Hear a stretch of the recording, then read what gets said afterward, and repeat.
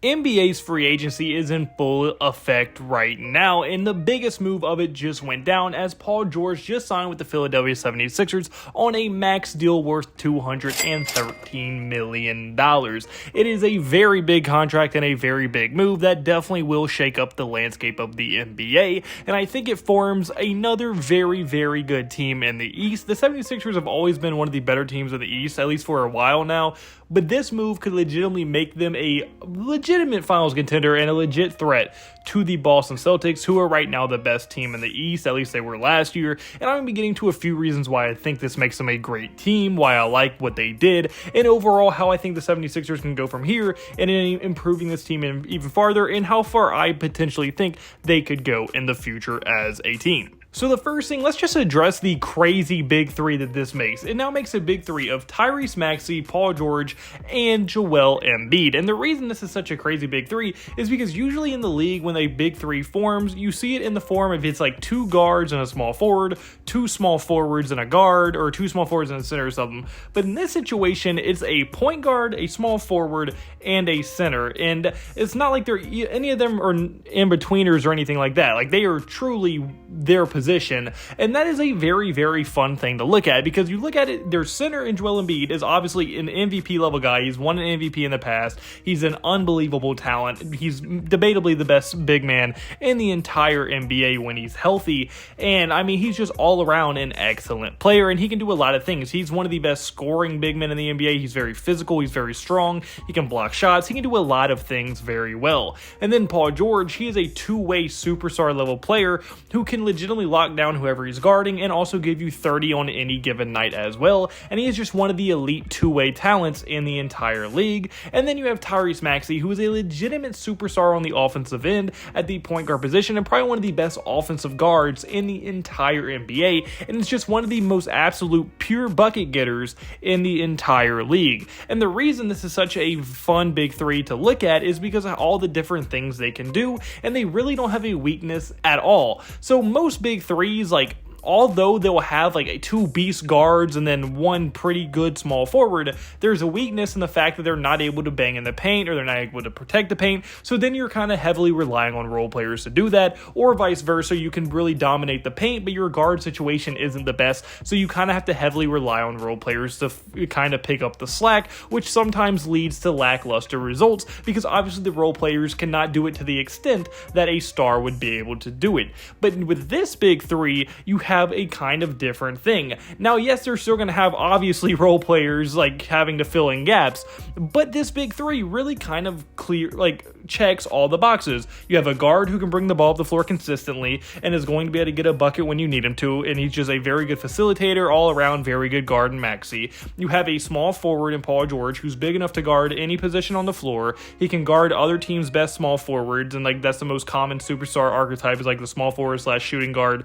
position height wise. He has good size. He can guard anybody, but he can also get a bucket. And then no one can beat you up in the paint either, because your best player is Joel Embiid, who is one of the best centers in the NBA. So this big three is very versatile in what they can do, and it is going to be very, very fun to watch them work together, and none of them should really step on each other's toes either, because they kind of all play different positions and will play different roles, and they will just do it as they are working together. Because we've seen in the past where big threes, although you have three talented players, they kind of all do the same role. They step on each other's toes, and they're not as effective as you would hope they could be, i.e. the Brooklyn Nets when they had Kyrie, Harden, and Durant. They just didn't work together despite being extremely talented. But this big three, I think they will work together. I think they're very talented, and I think they play such different roles that they will actually end up complementing each other and really be able to stay in their own spots and really not affect the other's play. And they should only prove to make each other better as they make each other's lives easier, making defenses have to focus on a whole bunch of different things, and it should be very hard to guard them or neutralize them, because by neutralizing one person in this big three, you will then be having to give up a little bit something to Paul George or Maxey, and then if you focus on Maxey or Paul George too much, then you're giving up probably size to Embiid. So it is going to be very hard to deal with this big three, with how versatile they are and how many boxes they check. I think that they fit together extremely, extremely well. And then even outside of the big three, although this team has a long way to go now that they signed their superstar in Paul George, they're probably going to start making a lot more moves. Their salary cap table is very weird to look at. I think they have like, outside of their stars and Maxey and Embiid, they have like 2 other guys, maybe 3 other guys under the contract right now, which is pretty funny to look at. And obviously they're going to like add to that as free agency goes, and they were probably waiting to get rid of this big signing so they can start making all their smaller signings. But even then, they still made a few moves before this. They signed Eric Gordon, who will probably be their starting shooting guard going forward. I mean, Eric Gordon is no stranger to being on high-level, contender-level teams. Like, this is basically what he does at this point. He's just a veteran guy who can start for you. He can shoot. He's just a reliable guy to have in your starting lineup, and no one's going to really complain about him having there. And then even at backup, they drafted Jarrett McCain, who I'm actually very high on. And Jarrett McCain is an absolute sharpshooter from the three-point line, and he is going to probably be a very nice backup shooting guard for them. And I really wouldn't be surprised if he ends up starting for them at some point this year either. And then also, they already have their backup big man in Andre Drummond, who they signed from the Chicago Bulls. And although he doesn't do the things Embiid can do, he's still a very solid backup big who's very strong, very physical, can grab boards, and he's really not going to hurt you while he's in there, and he's going to be able to give you quality minutes off the bench. They've also re-signed Kelly Oubre Jr. Now, Kelly Oubre is probably going to be their backup small forward, and Kelly Oubre is very, very solid on the offensive end, and I mean, he is going to give you very good moments. Now, although he's not probably the best small forward by any means, he's definitely not a star, he's still an extremely solid role player that probably a lot of contenders would love to have on their roster, especially as their backup small forward coming off the bench. And then one of the few guys they already had under kind of a long-term contract is Paul Reed, and Paul Reed is probably going to be either their starting or backup power forward for this year as well, because right now they don't really have a starting power forward on the roster, assuming Tobias Harris is going to leave in free agency, which I would imagine he is going to. But they also have Adam Bona, who they drafted this year, so that will probably end up being what their power forward rotation looks like. And the only really big issue is if they kind of stay along these lines and only add a few different players from here on out in free agency, they're going to be heavily relying on 2 rookies. Now, I am pretty high on both these rookies. I think Bona is going to be a pretty solid power forward. I don't think he's going to be anything special, but he's going to be solid enough to hold his own. And I think Jarrett McCain is going to be able to play his role as a catch-and-shoot shooting guard who just shoots the hell out of the ball and has a little bit of offensive upside. But anytime you're relying on 2 rookies as a contending level team, that's always going to be kind of a dangerous and soft spot in your lineup that teams are going to try to take advantage of. But then again, I also think they have a lot of veterans and guys like Gordon, Oubre, Drummond, Paul Reed, who should be able to kind of hide those deficiencies as well. Plus, obviously, they're going to make some more additions as free agency goes along. So this team could also look very, very different by the time free agency is done. And maybe these rookies won't have to get as much playing time as it is currently looking like they're going to need to.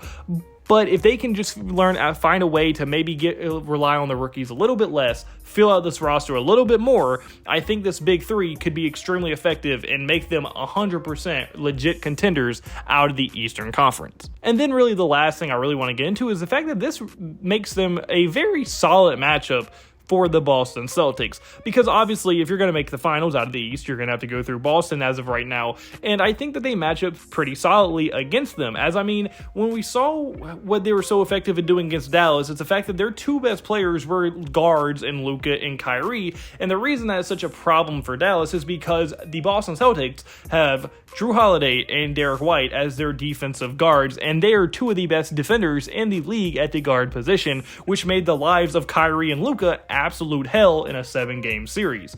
But the 76ers are not going to have that problem, because although, yes, Tyrese Maxey is a great offensive player and he is a guard, the other 2 in Paul George and Joel Embiid are obviously much bigger than Jrue Holiday and Derek White, which will make that defense a lot less effective. And although Jason Tatum and Jaylen Brown are not slouches on the defensive end, they're nowhere near the level of a guy like Jrue or a guy like Derek White on that end. So that is going to make it much easier for guys like Paul George to still be able to get the buckets when they need to. And then obviously none of those guys are guarding Embiid, and they're going to have to rely on guys like Al Horford or Kristaps guarding Embiid, and Embiid is just on a whole different level than either one of those guys. So offensively, they're going to match up much, much better. And then even defensively, Paul George is going to be able to guard Jason Tatum due to his size, and he's going to be able to switch on to Jaylen Brown and really anyone else due to his size. And then Tyrese Maxey is not very, he's not short or anything, so he's still going to be able to guard Jrue Holiday and Derek White, who aren't even their main focus on the offensive end. And I think Embiid is more than capable of guarding Al Horford and Kristaps, and I just think overall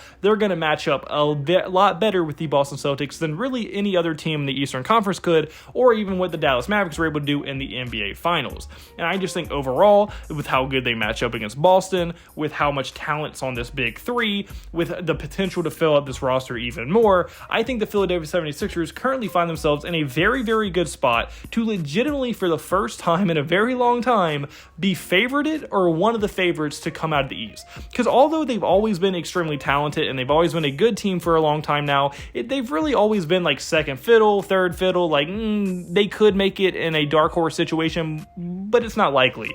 But with this big three, if Joel Embiid can stay healthy and Paul George can stay healthy, this big three, along with his team, could legitimately give Boston a run for their money, and I think could legitimately come out of the East and maybe even win an NBA Finals if everything goes to plan and if they mesh how I think they can mesh. But unfortunately, guys, that's my first video, so comment below. Do you agree with me? Do you think the Paul George to the 76ers makes them legit finals contenders? Do you think it makes them finals favorites? I want your thoughts in the comment section below. And if you like any point, hit the like button and subscribe button. I mean, the absolute word to me. And I hope you have a blessed day, because I had a blessed day, so you need to have a blessed day. All glory to God. See you in the next video. Goodbye. Boo. Blah.